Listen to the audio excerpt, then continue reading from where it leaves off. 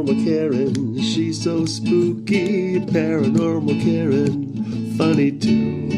Paranormal Karen, she's so spooky. Oh, and did I mention she's funny too? Yeah, cha-cha-cha. Hey everybody, welcome to Paranormal Karen. It's August 6th. We are starting, August is my birthday month. I'm going to be 56, holy cow. And we're starting it off with one of my favorite people. Listen, if you have not gotten a healing or a reading, I should call it, because it's really both, from Lacey Free, I don't know what you're waiting for. Her, you guys go nuts every time I have her on, whether we're talking about sex magic or just goddesses or stuff, whatever. And first of all, thank you for coming, being on my podcast again, Lacey. I know you're busy, so thank you so much for coming on. Thank you, Karen. I love talking with you. You opened my mind. Now, when I've been giving a lot of readings and people always say, you know, I had a reading with Lacey, and then I get all excited because they always have so much to say. Before we even start on the topic, I'm sure we've done this before, but just for people listening, your readings are sort of a mixture of all kinds of I don't know how else to explain them except they go so deep in so many ways. So if people ask you what kind of readings do you do, how would you describe them? Yeah, I think every reading is really based on the individual, but so I have holographic healing sessions and then I have readings. But everything I do starts with a 10 or 15 minute channeling where it's sort of like my guide talks with their guides, or my higher self talks with the other person's higher self. And different parts of the physical body and the energy field around the body will start popping up like puzzle pieces. And each of these puzzle pieces is sort of data or a fragment from another timeline they've experienced. So something in their energy field could pop up that happened when they were 5, but it's still sort of like a block in the energy field now. And block sounds negative, but we search for blocks in my sessions because I really believe where you find someone's block, you find their power, and that our wounds are our gift. The poet Rumi said that the wound is where the light shines in. But sometimes, like when I do sessions when I'm with someone, which, you know, I haven't really done that very often in the last year because of quarantine. But when I'm with someone, I touch with consent different parts of their physical body. And it's almost like by touching these different parts, we open up timelines. And it's amazing how when someone is showing up in their physical body and their higher self is showing up, that when you touch a certain part of them, like for example, the wrist shows up a lot with creators, and the wrist in pain can show up as like having pain with who you are creatively. Now, that's just how I see it as an oracle. And sometimes that shows up like literally their wrist is in pain. And sometimes it shows up as like an oracle for their energy field.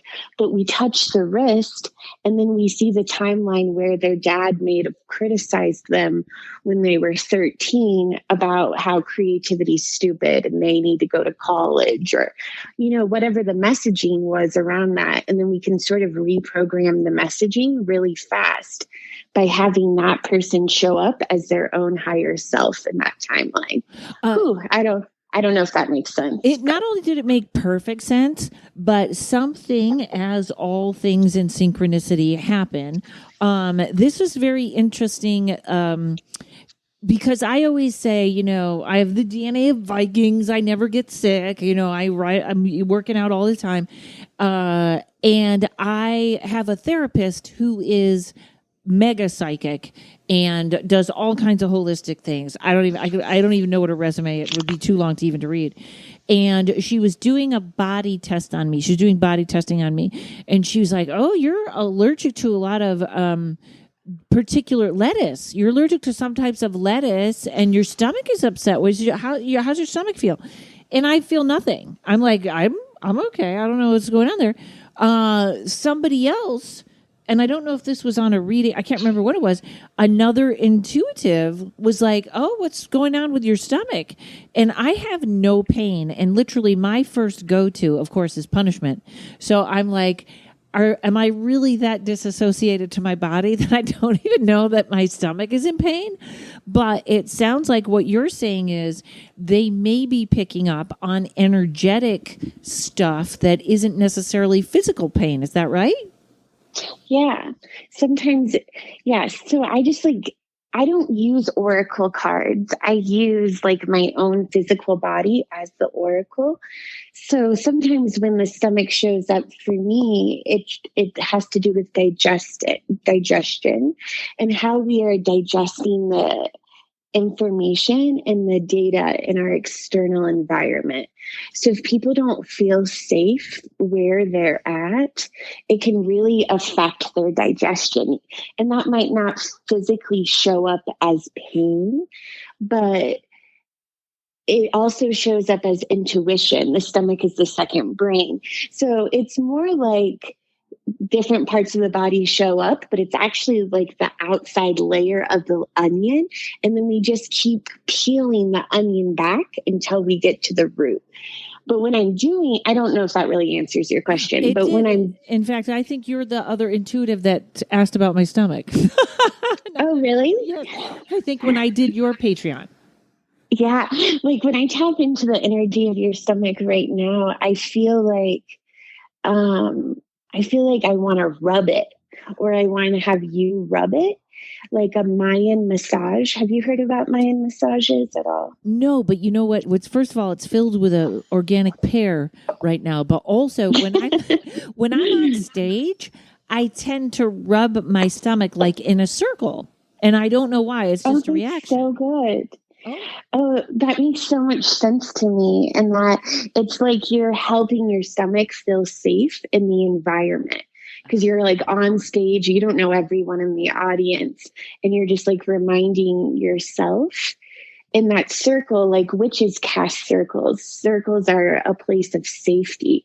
And then you're breaking up stagnant energy in the stomach and telling it it's safe to digest intuitively. See, now we have not even got to the topic that I chose today, and I've already learned so much. Now, is this stuff that just comes to you intuitively? Did you study? How do you know all this? I feel like this is past life information that just sort of gifted into this life. Yeah, I do feel like there's past life information, and I think we all have access to it. I think we have this like collective cloud of wisdom, and it's just about training ourselves how to sort of reach into that cloud. And a lot of people call those downloads. Ramin Mazer, the artist, said it's like streaming from the cloud. And so I think it's that, but I think the reason I have access to the cloud, which we all do, but I feel like my access came from a lot of head injuries and extreme trauma. So I feel like the matrix or everyday life in the 3D reality, it sort of tricks us from not accessing the cloud. It sort of tricks us from reaching up and grabbing those downloads and applying them to our own energy field. And it prevents us by overworking us, by feeding us processed foods, and by distracting us with fear. So whenever we can sort of break out of that fear, whenever we can cleanse the body from the processed foods, whenever we can rest, those are all times where I feel like we're more aligned to access that cloud. But I don't think I'm like special from being able to, well, I think everyone's special. And I think that's part of it too, is like really treating ourselves like we're special, really treating ourselves like we're holy, like we deserve the worship. And I think when we put that energy in, we get more downloads. I know the even the phrase "you're exactly where you're supposed to be." And I want to ask about the head injuries in a second. You and I have a very we're very careful what we put in our body, and I know that that's not everybody's. Like I know some people that just power. Like I said, I always think I'm made of the right stuff. I've been lucky all my life, but I also am very careful what I put in. And I do note certain things that taken away, there's a clearer channel of information. I definitely think so. There's other people who kind of believe you can just put a spell on whatever you eat. Like, I remember doing this as a little kid. I really wanted candy, so I was sneaking candy. Or no, opposite. I said that wrong. I really did not want to eat broccoli. I still hate broccoli. I'm a vegetable lover, but I absolutely despise broccoli. So I would just pretend, I would put a spell on it and make it taste like chocolate in my mouth. And I don't know, I was a weird kid with a wild imagination. But then as I got older, I was like, well, we can just pray over whatever we eat and allow it to be nutritious, whether it's broccoli or chocolate. When I was traveling internationally a lot, I had to eat some weird, funky stuff. And I would just pray over it, that I wouldn't get sick from it, that it would provide the right nutrients. And I do think we can put a spell on our food, but I also feel like everything is magic. I think we've been tricked into believing that there's some form of normalcy. And truly everything is magic. So meaning I feel like the government, I know this sounds kind of conspiracy, and everyone's worried about conspiracies right now. I love a conspiracy. I live for conspiracy. Dish them all out here. Well, I feel like the government uses ritual and magic all the time. And it's only like common people who are like, oh, magic's not real. We got to be normal, work our 9 to 5. But I feel like for the Matrix to survive, it's put spells on our water. It's put spells on our food. I feel like high fructose corn syrup is such a dangerous poison for magic. Fluoride is such a dangerous poison for the third eye, for being a visionary. So you can still put your magic on that to try to equalize it or make it more neutral in your body. But it's coming with its own darkness too. Does that make sense? It does. And, my friend Derek says that you should say, I love you to all your food, and it puts it on your frequency. That's so good. Yeah. And also, if you think about it, that's what grace is, isn't it? When people would say grace before they eat, it's blessing their food that gives them the power. All those things I so agree with. And, I have the Berkey that takes out the fluoride. Everybody get your Berkey. It comes in a bottle or a straw, or you can get the big Berkey set like I did. And not that I don't enjoy a little something that might have some sugary stuff in it that I shouldn't have. But I think when you overall, you overall want to make your machine work well. Yeah. I gave up sugar recently, the last few months, and I thought I gave up artificial sugar. And I had two huge assumptions. I thought when I gave up sugar, I was going to be the skinniest, hottest thing that ever existed. And the next one was that it was going to be like really hard. It wasn't hard at all. And I think I was super addicted to sugar. Yeah. And I do like monk fruit sometimes, and I do stevia. I know some people hate stevia, but I got bit by a tick, and stevia apparently, so sugar is the worst thing you can do when you have a chronic illness or parasites or bacteria, because they really feed off of that sugar. Candida, the fungus, feeds off of sugar.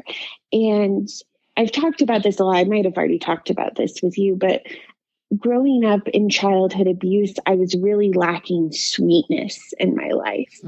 So because I was lacking the emotional, nurturing sweetness from like mother feminine energy, I sought it out through sweetness in the external environment. So I got really addicted to sugar. But now, just doing natural sugars, I'm fine. I haven't lost any weight from it. But you're still the hottest. You're still the hottest. Your Instagram, when I see you, you're the hottest. So don't worry about any scale telling you any different. Yeah, I'm starting to really believe that I'm heavy right now because I've needed to be heavy right now. You need healing. Yeah, something going on there. Well, yeah, I'm like very earth energy. I hold a lot of space for birth and death and readings. And in that, I feel like that's like grounded me. I think I tell you I'm fat in every episode. It's really weird. And you know what? I've never ever thought of you as fat, ever. I don't know why I do that. Well, you know what? I think you mirror who you heal. And, show business, not that I should only blame that, but my insecurities about my physical appearance are enormous. And I wonder if I tap that off in you. Like, you're not thinking about it, and then you come near me, and it's like, what's wrong with me? Why am I thinking this? Well, I mean, I do think about it, and I think I do talk about it quite a bit. I think I'm visiting Boulder, Colorado right now, which is kind of like near my hometown. And it's like known to be one of the skinniest cities in the world. Oh, really? And I meet up with healers here, and they're yoga instructors, and they've been healers in the community most of their lives. And to them, I'm not a healer because I don't look like a healer. And so I think I don't think it's necessarily why I always bring this up. I think it is stuff that I'm still processing. And that's a funny thing it's just a thing that what other people think, because something that I never noticed was about myself was, because basically all roads lead back to me. That's my ego. I studied tarot literally as long as I did comedy, but people that know me in comedy think I'm a comedian that might be good at tarot. And people who know me at tarot are like, she's great at tarot, might be a good comedian.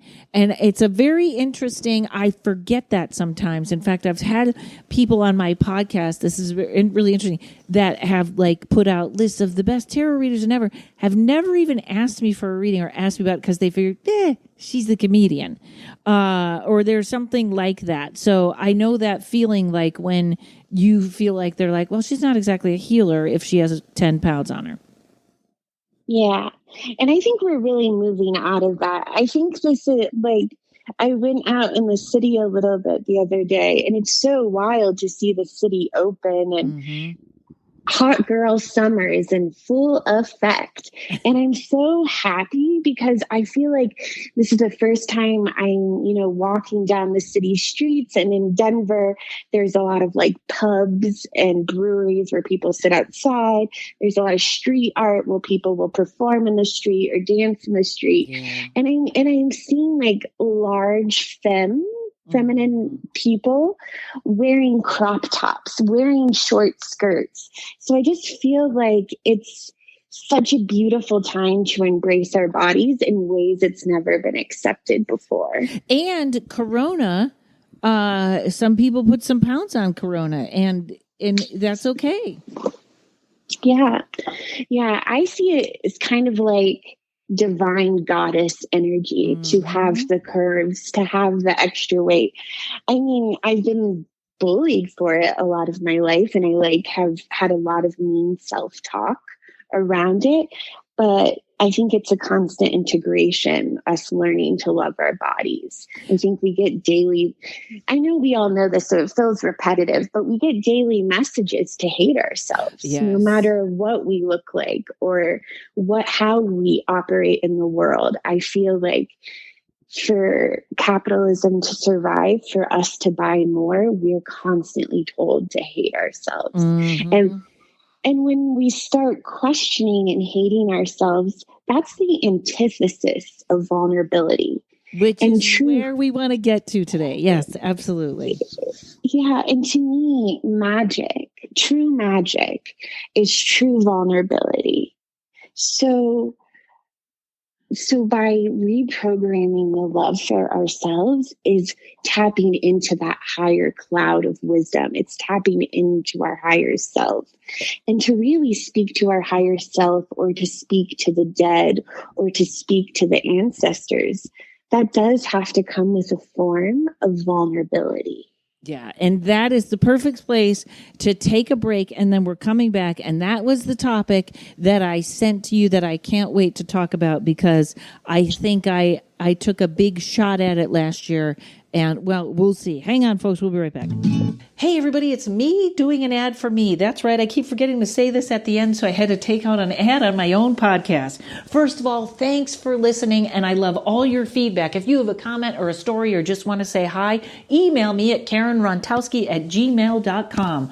Also, go to karenrontowski.com or paranormalkaren.com, and you can get my tarot class. That's right. It took me 2 years to put it together. It's 8 classes, about an hour each. You will be reading tarot by the end. While you're there, sign up for my email list. Everyone should do this. I only send out an email about every 2 to 3 months, and it's filled with typos and misspellings, so you know I haven't been kidnapped, and that's the best way to keep up on comedy, dates, and whatever is new. While you're there, you can book a 30 or 60-minute tarot reading, or you can get a gift certificate for somebody else. I got a little bit of merch left. If you want a Paranormal Karen Shungite sticker for your phone to make it safer, you can email me about that, or I now sell Paranormal Karen reusable straws. You take them with you wherever you go. Maybe you're doing cocaine with someone that doesn't look like they're clean. Boom, you got your own straw. karenrontowski.com. Okay, we're up. So Lacey, this topic of vulnerability, which made me think of you, which was like, oh, you got to call her and talk about this in a healing way. I know Brene Brown has a great audiobook called The Power of Vulnerability, and she's a researcher. So it's pretty, learn this and this and this. It's really great for anybody. It's only on audio because it was a seminar she taught. But it's one of those times where, especially talking about like acting, like I'm not really a great actress because I'm not vulnerable that much. As a comedian, you can be vulnerable, and I've learned how to be that vulnerable. But the last year and a half, I became vulnerable in like a love way, and I got creamed. Twice I got creamed, and I was like, it feels like right now it kind of feels awful. And it feels like I keep walking into this self-punishing, but I know there's a voice in my head that keeps going, no, this is better. This is better that you did that and you became vulnerable. So I'm just going to should I pose a question, or do you just want to start about vulnerability? Well, what do you mean that you got creamed? Do you want to say more about that? Yeah, I got dumped. My first boyfriend, he was I'll just describe him as he had a broken wing. He was down on everything in his life, and I sort of helped him heal. And then one day he was like, oh yeah, I'm back with my ex-girlfriend. Thanks for everything. Well, I didn't even get a thanks for everything. That I filled that in. I didn't even get an I'm sorry. And I didn't even get, I was seeing her. I called her, whatever. It came out of nowhere. One weekend, he was like, we're going to meet in Mexico because he was in Costa Rica. The next weekend, it was like, sorry, I've been seeing my ex. And I really do now think I was in love with him. And we had this wonderful space over COVID, and we video chatted every night. And it was, we had a language barrier that we overcame. It was really I was so excited to go meet him. And then it was just like, bam. And then someone else I met with a much shorter amount of time, but it wasn't too long before there were unbelievable similarities that I caught. And again, a fellow I call it a bird with a broken wing, and Karen comes in and helps, and then gone. So I have the pattern, but it's, I feel like that vulnerability to let them both in, hasn't really been my strong point, and I went out on a limb, and then I got squished. Yeah. Man, that broken wing syndrome, right? I feel like that's the hardest thing for healers in dating because, well, there's a thing that I wanted to say sharks smell blood in the water, but I think that's sort of an extreme metaphor for this situation. Yeah, they weren't quite sharks. They just weren't ethically. Yeah. But I feel like broken winged people can smell the healers. They can sense the healers. And this doesn't make them bad or anything like that. They can just sense the healers and they gravitate towards the healers. And then the healers offer healing. And when you're a healer, you have to be vulnerable to offer healing. A true healer gets as vulnerable with their client or their patient or their person they're co-creating with, because that person is vulnerable. The person with the broken wing is vulnerable. So they both have to come down to this level of vulnerability. And when you come down to a level of vulnerability with each other, that is love. That is a form of love. Even like I believe when I'm doing readings for people that I love them, even if it's just that moment, even if we never talk again, it's like, that's why I believe in sacred one night stands is you're offering something to that person, and in a true authentic offering, I think that is love. But the healers, they offer healing out of love.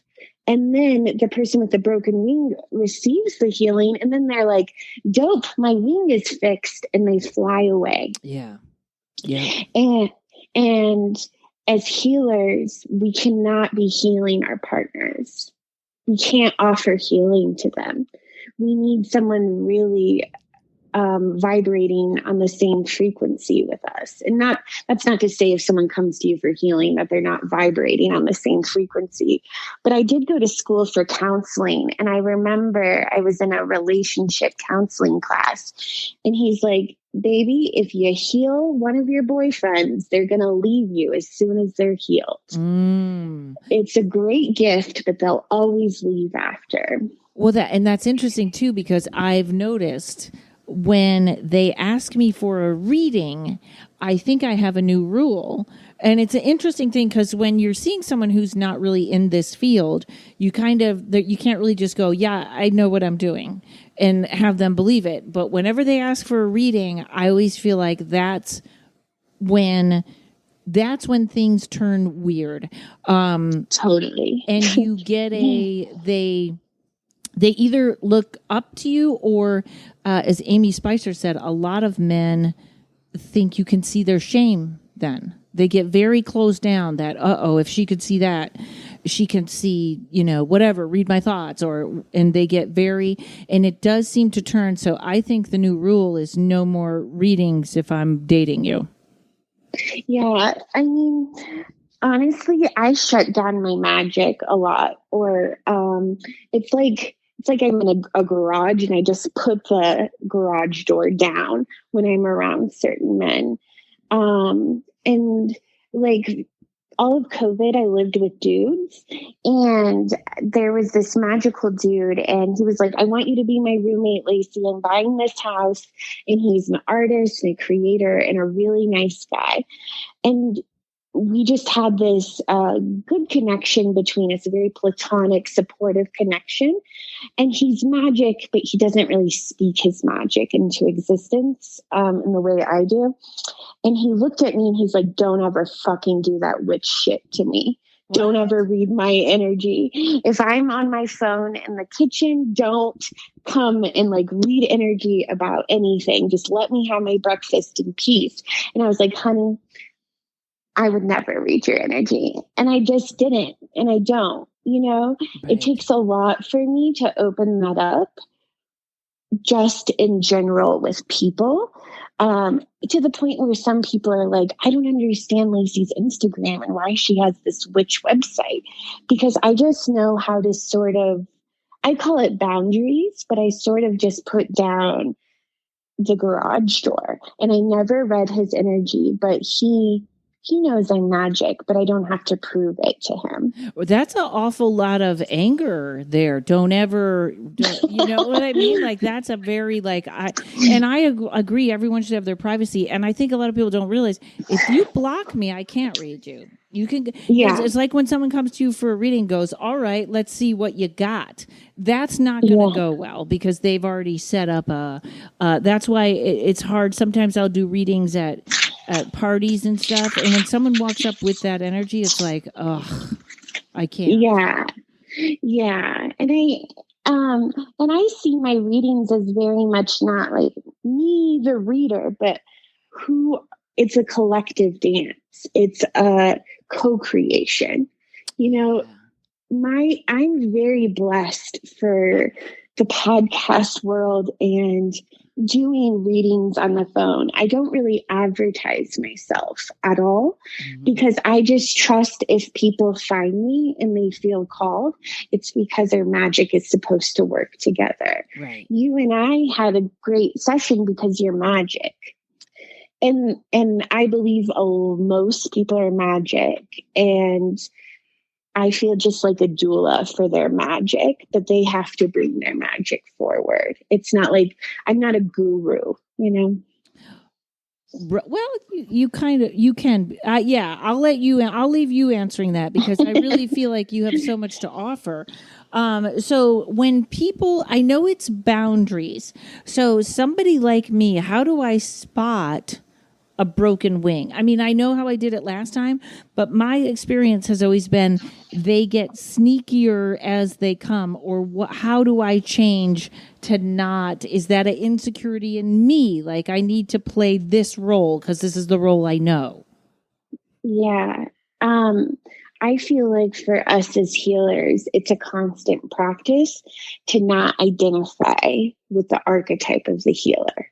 Like, we are healers, and we can own that as part of our superpower, kind of in our arsenal of magic tools. But I think we have a habit, or at least I should just speak for me. I have a habit of over-identifying with being a healer, meaning I don't think there's been times in my past where I don't think I'm worthy enough to just kick it or hang out with a guy or go on a fun date without bringing this offering of healing, because so many people are attracted to me for the healing.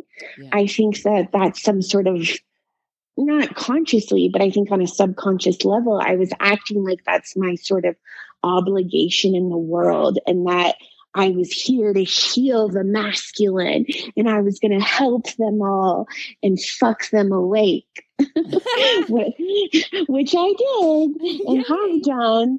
And it was great for them, and sometimes a fun adventure for me. But in the end, I want to attract another healer.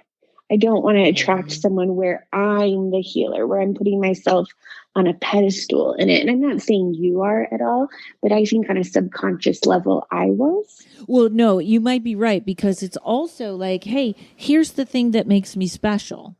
And it's not special like better than. It's like everybody has something that makes them special. So especially when you first start dating someone, you're putting the advertising out. This is what isn't this exciting? This is who I am. You know what I mean? Like, the marketing is on. And it's almost I was thinking it's almost like it's almost, how do I say it? It's showing no vulnerability by going, hey, I have this healing thing that goes on. Now let's be vulnerable. I don't know. It seems like a loop. There's a wheel going around there where it comes around to being the same thing. Like, if I was really vulnerable, I wouldn't have to put that up front. That's what I was trying to say. Does that make sense? Yeah, I think that's such an intelligent observation from you. And I like to claim that I'm a very, very vulnerable person, because I'll do poems and tell all my secrets. I'll go on stage and do really vulnerable performance art where I show my body and I show my pain and I show my truth. So I'm like, oh yeah, I'm super fucking vulnerable. But being on stage is a power position. Yes. Being on a podcast in a way is a power position. Mm-hmm. So, and then being a healer, a lot of healers are drawn to healing to heal themselves. And I don't think that's necessarily a negative thing. I believe every session I do with someone, they're also offering me healing. Yeah. Downloads come in sessions for me and for the other person sometimes. But in that, I've had to sort of surrender to that, into allowing it to heal me too, and to not being the person in power. Does that make sense? Like, I think, like, when I get nervous at parties, when I have social anxiety, not so much now, but when I was younger, I would drink a lot. And then I would just start doing like psychic tricks and freaking people out to be sort of the center of attention. Yep. And by being the center of attention, I'm actually hiding from being vulnerable. Exactly. And that is, there's controlled vulnerability. That's what I would call it. And it still is kind of controlled. Even when you do it as a comedian or a performance artist, it's in a controlled environment. I had this joke. I had these two jokes, and one of them was how my greatest fear is that I will be alone in a room with a man who wants to sing me a song he wrote just for me. And I know. And the other one is I only like the only romantic comedies I like are Ghost and What Dreams May Come. And in both of those movies, the men are dead. So there's a little vulnerability problem there. But it's like, that's, to be vulnerable on stage is not the equal of just being vulnerable to another person. Yeah. And I think there's something about the in-between spaces. And what I mean by that is vulnerability has a lot to do with being able to sit with yourself.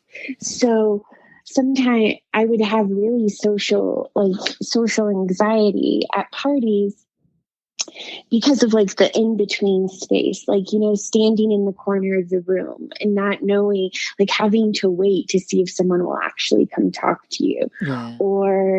Or being the person who goes and walks up to other people, and just those moments before of like not knowing if they're going to accept or reject you, or not knowing if anyone will talk to you or accept you. It's like these moments in between.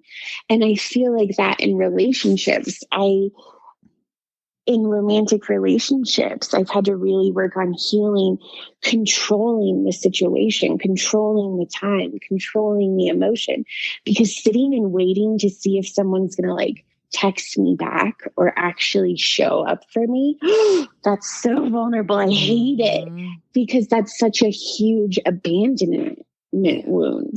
I've been abandoned by both of my parents and my family. So I have found myself creating chaos and romance so that I didn't have to like sit in this space in between, like having amazing sex with a person and then leaving their house and then them not calling or texting for 2 days. Those 2 days can feel like fucking hell when you have had so much abandonment in your life. But the true vulnerability is sitting in those feelings and being okay, whatever the outcome is. Yeah, that's not that easy. But it is, we also kind of live in this, I wish I left you before you left me, kind of like the loser. I feel like the loser in both these situations, but I know I'm not. I know that I learned something and I moved forward, but I'm literally learning Spanish in case I ever run into my Costa Rica boyfriend again so I can yell at him. So far right now, all I can yell at him is your hat is brown, but he'll know what I mean. So it's funny how it's it's not, it should be perceived as like, look, you took this chance. That's what you got to do. You got to take another chance. But we get so stuck on, if I could just get, back and hurt him like he hurt me. That's, I feel like, I don't know if that's human nature or how we've been conditioned, but that's where we get stuck and start hanging on to stuff. Yeah. I mean, just as an observer to your situation, I feel like your vulnerability was such beautiful strength that you did open yourself up in a new way. And even having these video chats with this guy in Costa Rica when the world was locked down, it feels to me like you were able to open a portal of new realities for yourself. Yeah. He allowed you to have more room in your imagination of what you can manifest in the future. Like, would you have learned Spanish this summer otherwise? No. Would you have thought about traveling in the ways he opened you up to think about traveling? No. And I feel like he brought sort of a fun energy into your life, kind of when you needed it. I feel like you did learn about yourself in that. And I think timing is divine. I truly believe in divine timing, and that these broken wings kind of leave when they're supposed to. Yeah. And I think as healers, we can't beat ourselves up if we did offer healing to someone and then they flew when their wings were put back on. That's part of your divine work too, even though on a romantic level, it might have been painful. Yeah. And that's the old saying, set it free, or, and if it doesn't come back, hunt it down and kill it. What is that? Remember in the 80s? Yeah.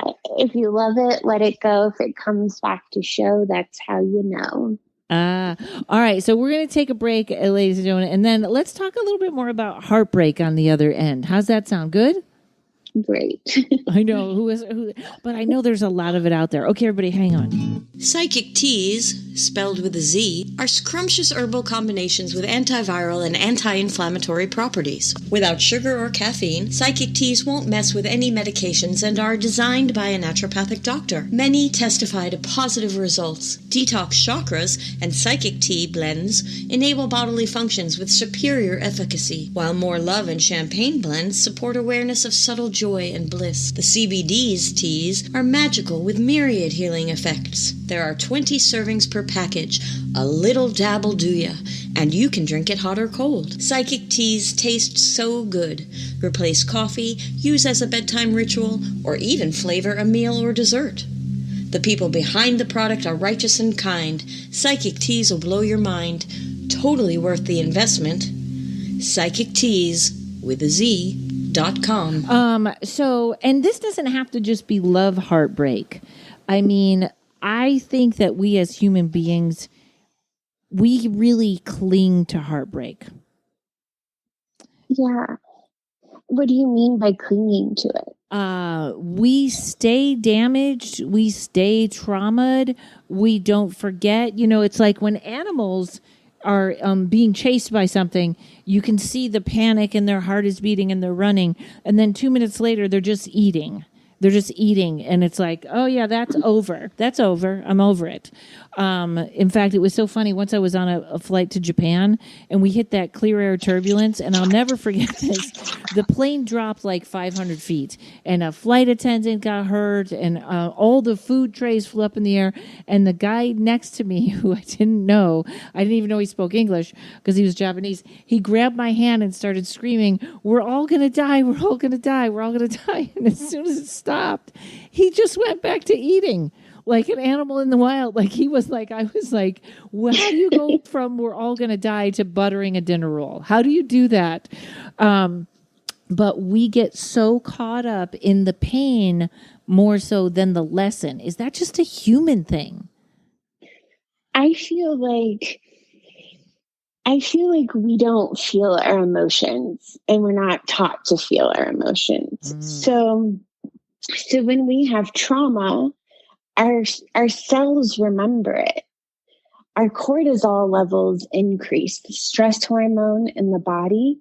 And if we're traumatized, as a child, it messes with our brain development, and it can affect the prefrontal cortex in the brain. So we have all of this in our body that's holding on to the heartbreak and the trauma. And then in the same breath, we're not allowed to feel sad. We don't know how to feel grief. We have nothing in our communities and cultures and society, for the most part in America, that allows us to collectively feel grief. Yeah. So on one hand, we're taught to be very superficial, and we're taught about comparison and success and work ethic and capitalism. And then on the other hand, we are still carrying around baggage of our trauma and our pain. So it's really hard not to be stuck in it when we're holding it in our bodies, but not feeling it through our emotional energy field. Yeah, suck it up. Suck it up instead of suck it up. Suck it up instead of feel it. So then it creates this thing where you're constantly in the place of trauma, even though you are not feeling it. Like if you've taken care of many babies or been around toddlers, they'll scream, they'll cry, they'll throw themselves on the ground, and they'll feel it until it doesn't need to be felt anymore. And then they just carry on, then they're like off to playing with the toys or running outside. And I believe it's because they truly can feel it. They sob, they get it out. And that's different than lingering in the trauma. I think we feel like, if we open up the floodgates, I'm going to drown. If we open up the floodgates, I'm going to get so depressed and not be able to function. But I think our best moments happen when we are truly vulnerable. And our worst moments happen when we're truly vulnerable. So we get really defensive around vulnerability. It's the scariest thing. Yeah, because we're afraid of re-experiencing the pain. So we feel like if we actually feel our sadness or our grief, that we're going to have to re-experience our pain. And the truth is, we're going to have to sort of re-experience our pain. And then once you re-experience it, that's like when the weight comes off. That's the lift. Last night, I had to have such a huge, vulnerable conversation with me and my little brother. And he saw me be really abused growing up. He's seen horrendous things happen to my physical body. And he's seen the ripple effect of how my family still treats me. And they have a very strong work ethic. They're very successful people, my grandparents and their kids. But now he's sort of waking up to his own magic and is like, oh no, I'm in my late 20s, but now I have this opportunity to actually feel the trauma. And so I was like, let's talk about it. And his first response was like yelling at me, was like, no, we can't do it. We can't do it. And just push back, defense, because he was so scared of re-experiencing the pain. But I was like, no, we have to, and I just sat with him quietly, but let him feel his like anger. And then after he got sort of the defensive anger out, he just started bawling. And what came out of his mouth sort of surprised both of us. And he's like, I know I'm your little brother and I'm in a wheelchair and disabled, but I have so much pain that I couldn't wrap you up in a blanket, Lacey, and just hold you when you were being sick and abused. And I have so much guilt about that. Wow. And that was so vulnerable for him to say. And it was so vulnerable for me to hear that my little brother, who I've always wanted to protect, wished he could hold me like I was a baby. And then we just both bawled like uncontrollably for like probably only 10 minutes, but it felt like hours. Right. And then afterwards we were like, oh, we're okay. We're okay. We just had to sort of re-experience the pain, put words to it, speak our guilt out, because I have guilt and he has guilt about the situation, I think a lot of people are afraid to be vulnerable because we might have to accept and honor where we've hurt ourselves and hurt other people. Yeah. Yeah. And we live in such this dichotomy of good or bad. Am I good or am I bad? Is my brother good or is he bad? And that just really doesn't exist. We both did horrible things and we've both done great things. And by coming together and being able to say, I've hurt you, but I wanted to hold you, it just felt like we had released years of trauma in that 30-minute conversation. Wow. And, you know, we do live in this good, bad. Now we live in cancel culture. There's no forgiveness. None. Yeah.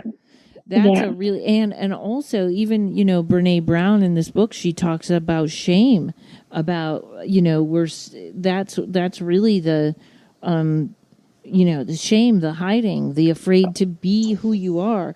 We really, I know this is where we're going when we talk about being in the light and moving forward. But we really did a great job of telling people not to be who they really want to be or who they really are. I think that's why society is so messed up right now. Yeah. And I think like the most beautiful thing we can do for our friends or the people we love is just truly sit with them and let them be exactly who we are. Yeah. But even for us to sit and do that, it takes vulnerability. It takes, kind of letting our guard down. And I've noticed that a lot of people feel so defensive about someone else speaking their truth. A lot of people feel so defensive about someone else just fully being themselves, because then it makes a mirror, a reflection of, oh shit, maybe I'm not totally being myself. Oh wait, this girl can just speak her truth. Ooh, maybe I'm living a lie, or maybe I'm not always honest about exactly what I want. Yeah, that which triggers us is what we're supposed to be looking at, right? Yeah. But kind of back to the idea of heartbreak and like romantic heartbreak. I'm going through it right now. And it's sort of a pain I've been avoiding for so long. I don't want to feel this romantic heartbreak. I keep getting back with the same person in hopes that I can outrun this heartbreak. But what I'm realizing in it, when I allow myself to like really feel it, and it's crazy. We call it heartbreak, and you truly feel like the heart chakra is ripping open. Yeah, it's a physical pain. It's a physical pressure. Oh, it is. And you know what? I was speaking with one of my great yoga teachers, and she said, Lacey, never do like strenuous yoga while you're going through heartbreak grief, because there's so many heart openers. You actually don't want to open and expand your heart as it's breaking. And you want to do like more yin yoga and more curving in and like, you know, more like child's pose and like holding yourself in. And as I was thinking about that, I'm like, well, why would we need that more in the physical body as our heart is breaking? And I'm like, oh, so we can hold ourselves, so we can surrender to the earth energy, so we can surrender to our own body. And I was sort of in child's pose talking to my guides. What I heard is that heartbreak is so beautiful because it truly is an avenue to allow yourself to go back to your childhood self, to the purest form of your heart, and hold space for it, to resurrect it, to say, Lacey, I know you're hurting again.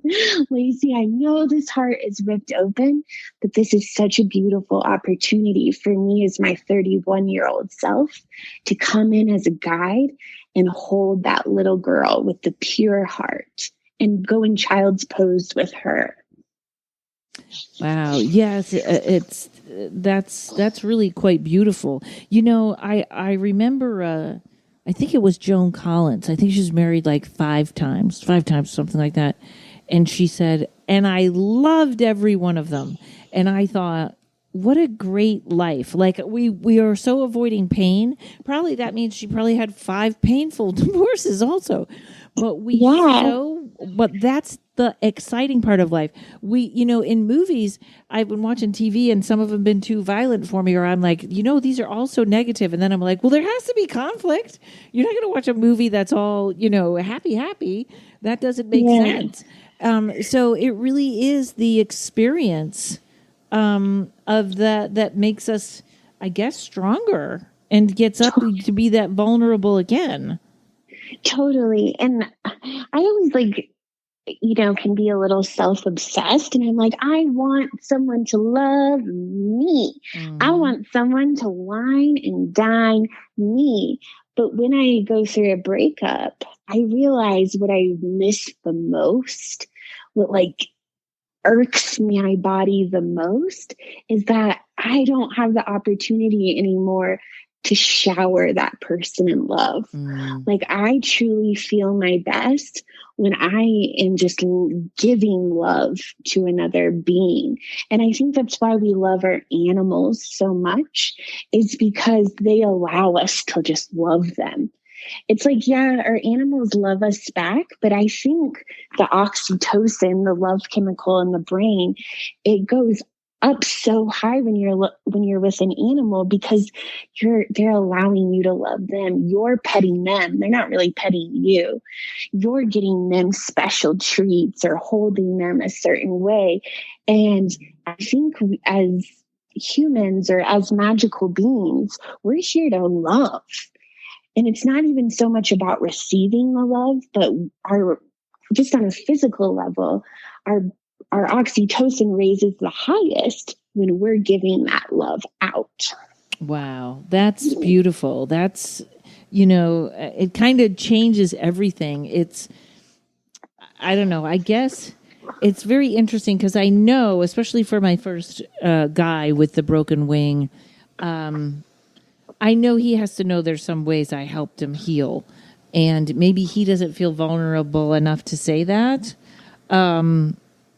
But that's very interesting because I remember you remember the good times. Totally. Laughter. That's what stays. Yeah. So, yes. Yeah. Wow. Well, I hope you're going to start feeling better. I mean, I feel good. It's weird. It's it hurts, but it feels good.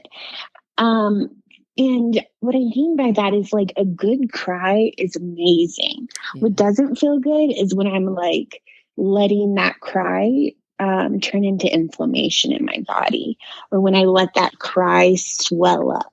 When me and my brother cried with each other last night, I slept so good afterwards. Yeah. I feel way better today because I think that's more of the human experience, is to allow, I don't know why I'm saying humans so much. I don't even really believe we're humans, but I think that's more of the magical being's essence, is to truly feel.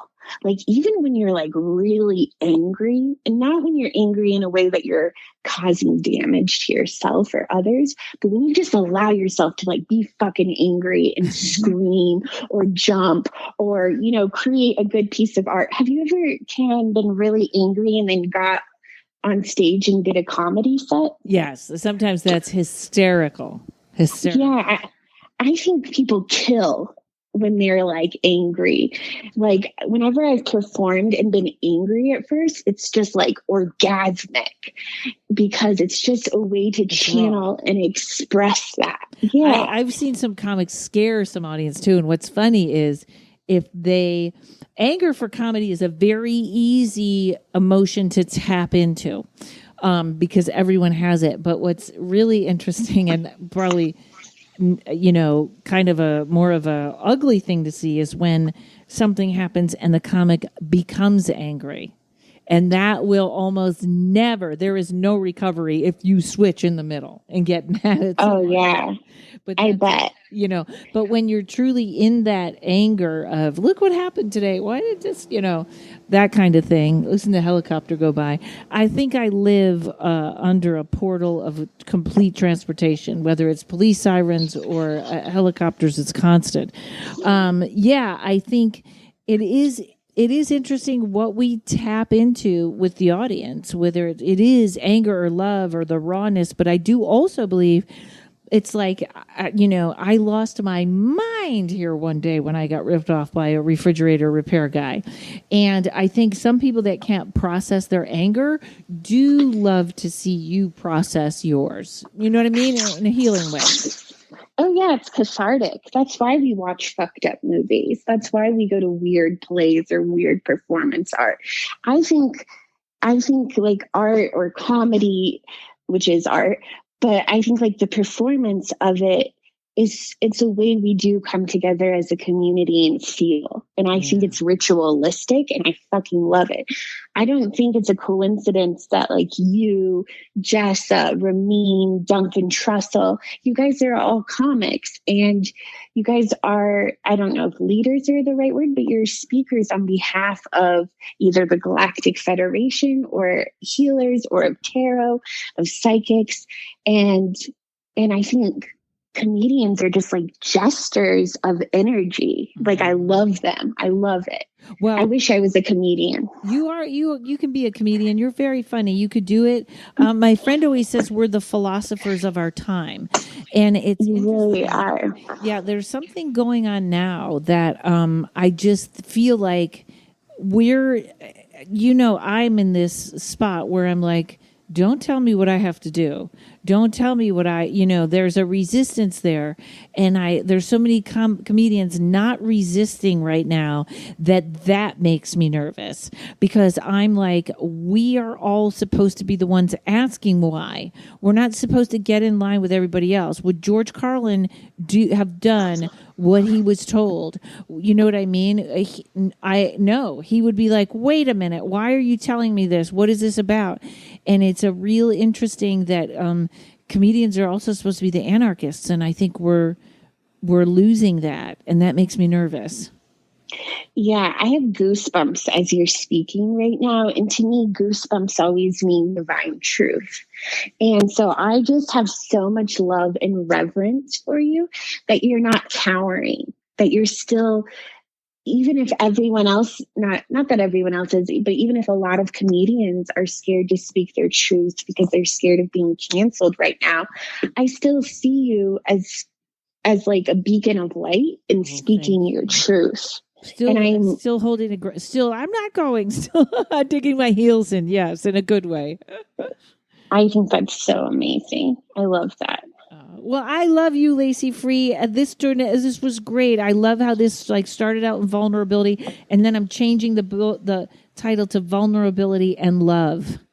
Yeah, I have to ask you something real quick. Okay. Do you feel like a big change is about to happen for magic people? Something hit my body when you said, well, I hope you start feeling better. And then I just got this rage of energy in my body. And I just felt like I'm grieving a huge chapter right now because I don't know what it is, but I feel like something's happening bigger or maybe different than even what was happening during COVID. And I think something is about to really change. And maybe it's just in my, in my realm, and maybe it's not going to affect everyone, but it feels like for me personally, I talk about being birthed again or rebirthed, and I feel that right now, but it feels like even bigger than that. I might have a totally new life in the next few months. I could not even agree. And for those of you that this is coming out on August 6th, we're taping it. What is it? June? Is it the 18th? 17th? 18th? Yeah. Yeah. I cannot even tell you how much I agree with that and how it's getting worse. And I was on your show with your Patreon. We were talking about the eclipse, but it's so funny that you said rebirth today, because this morning in my morning papers, I kept writing over and over, I'm dead.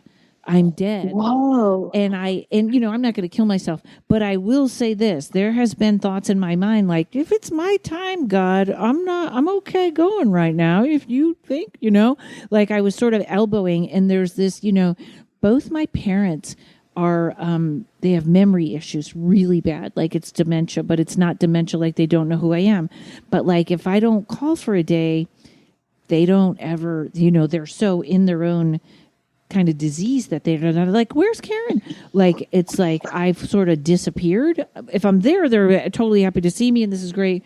But there's a weird aloneness right now that, in fact, I really wasn't thinking about my ex that much, but there is such a loneliness right now that I can't put my finger on. And I just said this in the last podcast I taped.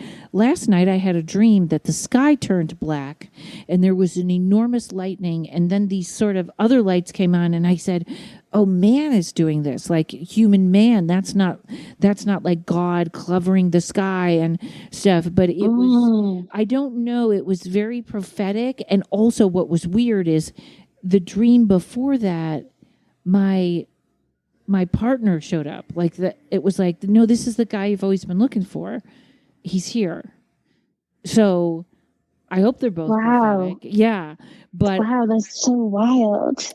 There's there's so much that on that question that you asked, I'm still getting this. Just walk away from this apartment. Just move. Just change anything. Like, I'm almost punishing myself for not just like you do this, Lacey. Great. You just are like, I'm not supposed to live here, and then you go, I'm living there, or just going with the flow, kind of like a nomad. And I think somehow we're all nomads all of a sudden. But we're still, I don't know. I know exactly what you're saying. Something is wrong. Maybe wrong's not the right word, but something is majorly off. Yeah. And I love that you said the loneliness part and the nomad part, because it feels like, and how you're talking about your parents, it feels like, especially for magic individuals, I don't know if there's some sort of evolution happening, or it feels like we're totally changing as a species. Yeah. I talked to a lot of midwives, and they said all the placentas are different now, and that the babies are just coming out so different than they've ever seen before. Like their breathing patterns different, their heart rate is different, and the placenta is different. But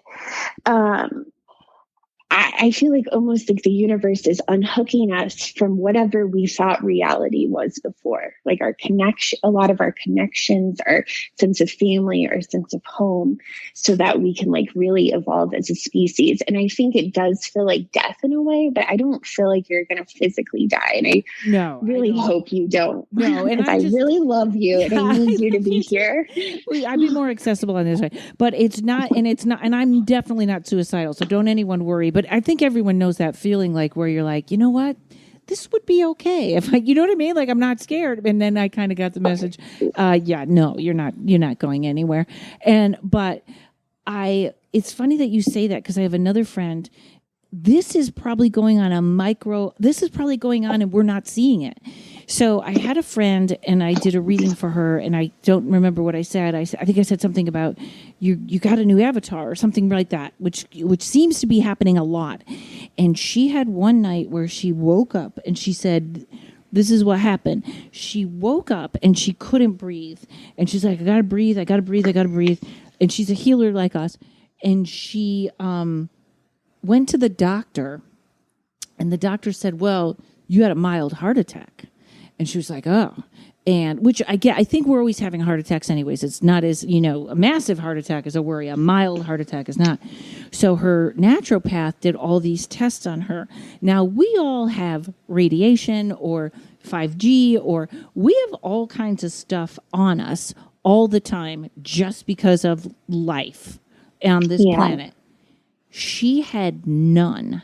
And the doctor kept going, I don't know what happened. It's all gone. I can't get a reading on any of it. And I think she did literally get a new avatar. I was trying to get someone on my podcast that had COVID and the minute she thought she was going to die, she got some sort of message from the aliens. I think the same thing happened to her. I think we are minorly getting the change. And I think COVID is a bad thing. And I do think it was, evil or started in a lab and whatever. But that also doesn't mean it doesn't have a place here. But somehow we are. Who's Brittany that I like so much is on TikTok. And she had written this thing that said, I look different every 6 months. And I was like, what are you doing? That's a great idea. I want to change my look every month. And she was like, no. I just look different every 6. I'm not doing it.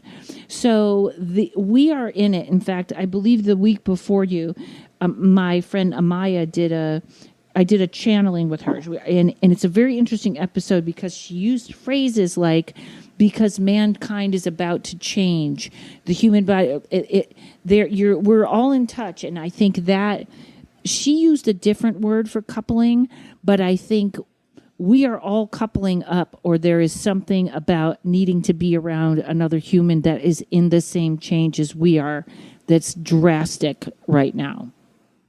Yeah.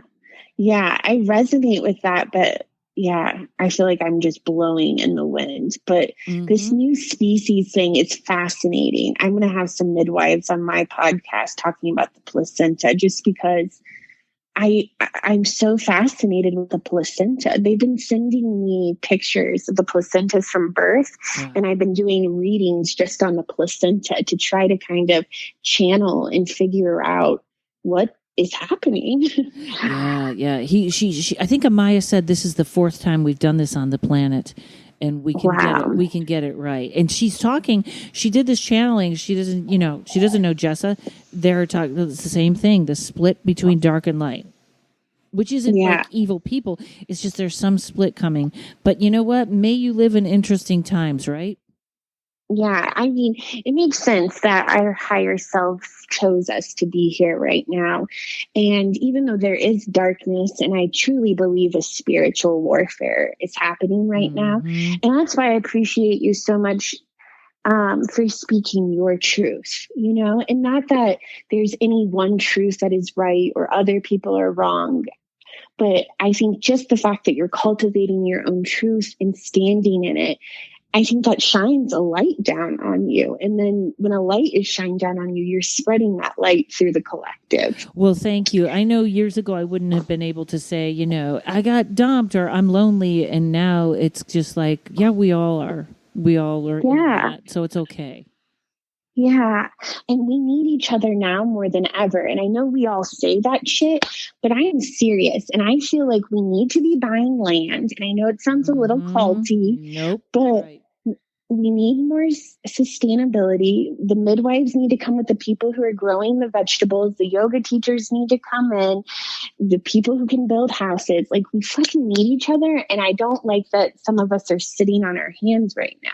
I feel like it's part of the reason why I think I'm blowing in the wind. I have this fantasy about having a home and a normal life. And I feel like my higher self is like, no, bitch, get out there. And I feel like it's like, get out there because I'm supposed to go to other magic people and help them cultivate community and have us band together. And I kind of feel like if we don't soon, that's not going to be great. And I see it a little bit. This is probably very juvenile, but I see it. It's a war against corporations. Yeah. Because, there's I don't remember what podcast I did this on, but there is a large real estate company that is buying up all the land. Like, they bought up an enormous amount in Nevada. That's like, who wants that? Well, you know what? If stuff starts going down in the city, people are going to want that. Oh, yeah. We're going to want to be out there. Hey, wait a minute, but who owns this? Who owns this land? And now we got to pay top dollar? So there, I try to think, maybe that's a podcast one day I can get people, is it don't buy from Amazon? Is it, buy from farm? A good list of just baby steps to get us there, which we need more than baby steps. But I know something is coming. The truth is going to come out. There's so much stuff that is just not right. Yeah. Yeah. And I think we might just be forced into more self-reliance. I think COVID made us forced more into self-reliance. There's a lot going on with the hacking right now, like from Russia and from China. I don't know about where you are, but in Colorado this last week, there's been rolling blackouts where people's air conditioners shut off. They can't use the internet. All their power is out. And it's like record heat. And I think sometimes the earth, I don't see the Matrix as the enemy. necessarily. I see it as a way of, can we level up? Can we rise above what it's sort of throwing at us? And I think it's throwing these blackouts and stuff. And what we saw happen in Texas this last winter, it showed people, oh shit, I have to rely on myself more. Like my heater might not always keep me warm. That, and in fact, I feel like, I just put this on Twitter, I feel like cyber and civil war is coming. I don't know if it's civil or outer, but not only that, I bought a crank radio with a flashlight, and I was like, that's good to have. And then I went to buy a charger for my phone, a one that you carry with you, and mistakenly I got a solar one. I got a big heavy solar one, and I was like, this isn't what I want. And then I was like, you better keep that. You better keep that. You'll be the only one with phone service or whatever it charges. But I think what else? They're spending, so this is how much the government wants us under their control. They're spending money on everything except upgrading the grid, which if that goes down in the heat we have here in LA, just bodies everywhere. Yeah. And I know this feels dark to people, but I want to say that I see optimism in it. Sometimes we have to feel extreme weather to rise to our greatness. Sometimes we have to have the rug ripped out from under us to find our own stability and to be a stability for other people. And I think it's such a beautiful time for the healers to stand up. A lot of healers are hiding in their own power because of imposter syndrome. They don't feel good enough to be a healer, and same with psychics. And I think you're very much a healer and a psychic. But you're so good at standing in it, where there's a lot of people who are like, well, I don't know if I'm actually powerful. And it's like, we have to stop asking that question, because that's what's stiffening our power. And we have to stand up and be there for our community. And you know what, too? I always forget that this does seem like a downer. And I think this is how long I've been on my own, because I still see it as we're going to be uncomfortable. But not only are you in the movie, but this is your time to shine. This is your time to love someone when things are tough. This is your time to tell your neighbor, we're going to work it out no matter what happens. This is coming. So take this as your time to shine. Yeah. And doesn't Brene Brown talk about this, like leaning into the uncomfortable situations is the true vulnerability? As Americans, we've got to really over-rely on our government and our privilege. And by that sort of crumbling, we're having to really be uncomfortable and be vulnerable. And that is where the magic is. And that's not, we need to be vulnerable to each other, not the government, not the, corporations. And I think that's all going to unwind. In fact, it probably has before this episode went up, but I think we're on time. And I hope that we're helping out you guys, because I love talking to Lacey Free. All right, Lacey. I love talking to you. Thank you. And I kept you longer. No, you're just so fascinating. You're fascinating. So tell everyone where they can get a reading from you. You can book a reading with me at laceyfree.com. You can find me on Instagram at LaceyIsFree. And I have a podcast called HorrorPod, HOAR, HorrorPod, about magic, ritual, sex, trauma, and healing. You are such a great healer. Lacey, my friend, thank you again for coming on. And I can't wait till we get to meet again in person and give you a big hug. Yes, I want to come to LA soon, so maybe I'll be seeing you. Absolutely. All right, darling. Thanks. Everybody, book a reading with Lacey. She's amazing. Thanks to Mike at Uno Rising Media and everybody for listening. Stay safe out there. We'll see you next week.